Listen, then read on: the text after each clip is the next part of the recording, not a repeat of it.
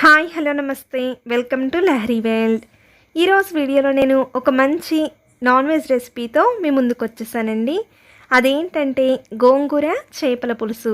ఎంత రుచిగా ఉంటుందంటే తిన్న కొద్దీ ఇంకా తినాలనిపించేంత. చాలా సింపుల్గా తయారు చేసుకోవచ్చు, సూపర్ టేస్టీగా ఉంటుంది.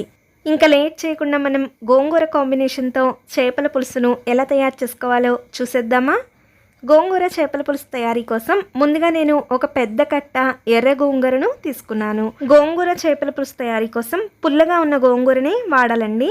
ఈ పెద్ద కట్ట పుల్ల గోంగూరను ఇలా మనం నీట్గా వాష్ చేసుకొని ఒక గిన్నెలోకి వేసుకుని ఉడికించుకోవాలి.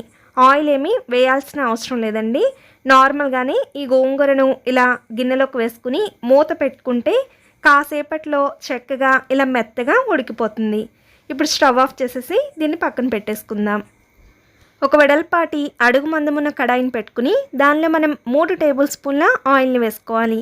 ఆయిల్ వేడైన తర్వాత 1/2 టీ స్పూన్ జీలకర్రను వేసుకుని జీలకర్ర వేగిన తర్వాత సన్నగా తరిగిన 1 కప్పు ఉల్లిపాయ ముక్కలు, అలాగే 2-3 పచ్చిమిరపకాయలను ఇలా సన్నగా తరిగి పచ్చిమిర్చిని కూడా యాడ్ చేసుకుని ఉల్లిపాయలను బాగా కలిసేటట్లుగా కలుపుకుని దీనిలోనే రుచికి తగ్గట్లుగా ఉప్పు, 1/2 టీ స్పూన్ పసుపును వేసుకుని అంతా బాగా కలుపుకుని ఉల్లిపాయలు మనం దోరగా అయ్యే వరకు ఫ్రై చేసుకోవాలి.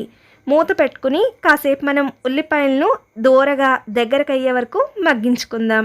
చూడండి, కాసేపట్లో ఉల్లిపాయలు ఎంత చక్కగా మగ్గాయో దీంట్లోనే మనం ఫ్రెష్గా గ్రైండ్ చేసి పెట్టుకున్న 1 టీ స్పూన్ అల్లం వెల్లుల్లి పేస్ట్ని వేసుకుని పచ్చివాసన పోయే వరకు ఒక 2-3 నిమిషాలు లో ఫ్లేమ్లో ఫ్రై చేసుకోవాలి.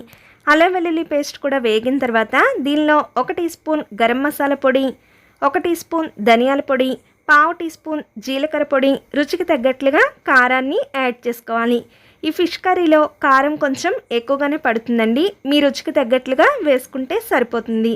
ఈ మసాలాలు ఒక 2-3 నిమిషాలు ఫ్రై అయిన తర్వాత ముందుగా ఉడికించి పెట్టుకున్న గోంగూర పేస్ట్ని వేసుకొని అంతా బాగా కలిసేటట్లుగా కలుపుకోవాలి.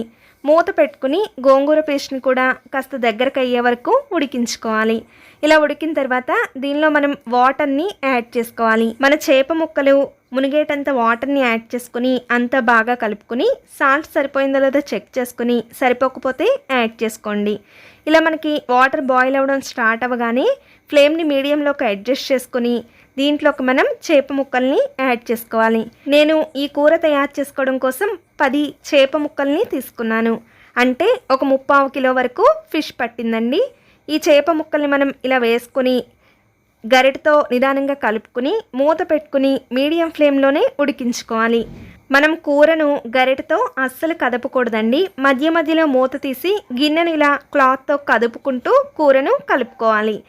ఇలా మనం మీడియం ఫ్లేమ్లోనే కాసేపు కూర దగ్గరకు అయ్యే వరకు ఉడికించుకుంటే చాలా పర్ఫెక్ట్గా మన ఫిష్ కర్రీ రెడీ అయిపోతుంది. నేనైతే మీడియం ఫ్లేమ్లోనే 15 నుండి 20 నిమిషాల పాటు కూరను ఉడికించుకున్నాను. చూడండి, ఆయిల్ పైకి తేలుతూ కూర ఎంత చక్కగా రెడీ అయిపోయిందో.